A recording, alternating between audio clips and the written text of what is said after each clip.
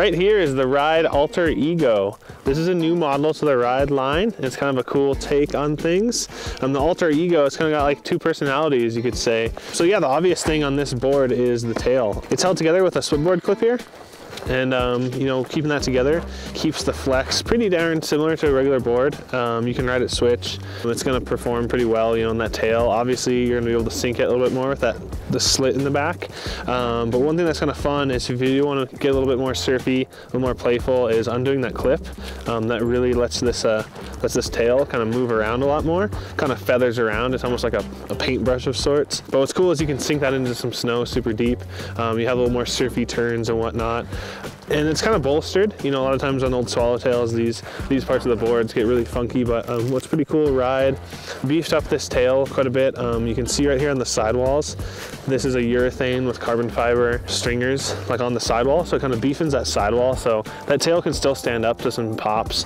Kind of breaking down the rest of the board, it's directional, you know, it's set back 3/4 of an inch. Obviously you can tell, you know, the nose has a real big rise on it, kind of this rocker starting about here past the inserts up into a big blended tip.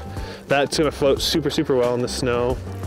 As you come to the back, obviously shorter tail, kind of rockered back here, camber throughout. That rocker in the back is really going to let you sink that tail down. It's got a pretty smooth ride too with that whole urethane dampening. The urethane, it's kind of just this like kind of semi-soft, just material that's in skate wheels and whatnot, all along the sidewall there. Obviously you're probably not going to feel that too much in POW, but on the crud and stuff, it definitely feels like it has a really smooth ride. This is Jake Blavelt's pet project. This is Blavelt's pro model board. He's kind of tweaking on this thing in Japan. He kind of had a couple proto models, and this is the one coming to you for this season. This tip might change a little bit. They're kind of working on the best way to keep this thing together. We've played with a couple of them, and they're pretty dang fun. But overall, yeah, super high-end, lightweight, really snappy, really playful board, kind of medium flex.